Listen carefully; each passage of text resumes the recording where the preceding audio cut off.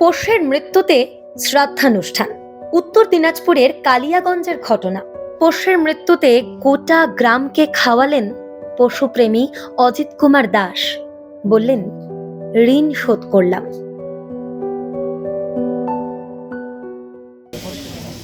আমি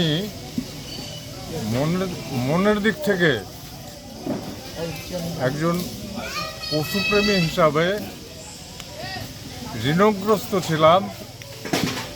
সেই ঋণ যৎকিঞ্চিৎ আমি শোধ করতে পেরেছি আজকের এই অনুষ্ঠানের মাধ্যমে। যে আমার যে পোষ্য ছিল তার নাম ছিল এলিজা। তাকে আমি 2013 সালে সম্বলপুর থেকে নিয়ে এসেছিলাম। নিয়ে এসে 21 দিনের বাচ্চাকে ফিডিং বোতলে দুধ খাইয়ে 14 বছর পর্যন্ত বাঁচিয়ে রেখেছিলাম। আজকে আপনি 1000 টাকা বেতনে কোনো রিলায়েবল লোক পাবেন না।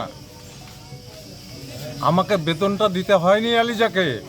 এই ঋণ পরিশোধ করতে পারার জন্য আমি দায়বদ্ধ।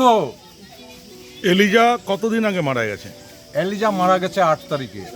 আজকে চতুর্থ দিন, তেরাত্রি পরে আজকে নারায়ণ পূজা করে একটু কীর্তন দিয়ে আর তেরাত্রির দিন ভাগবত পাঠ করিয়ে একটু কীর্তন করিয়ে আমি যে পাপ করেছি ও এলিজার কাছে ঋণ করে সেই পাপ থেকে মুক্তি পেতে চাচ্ছি।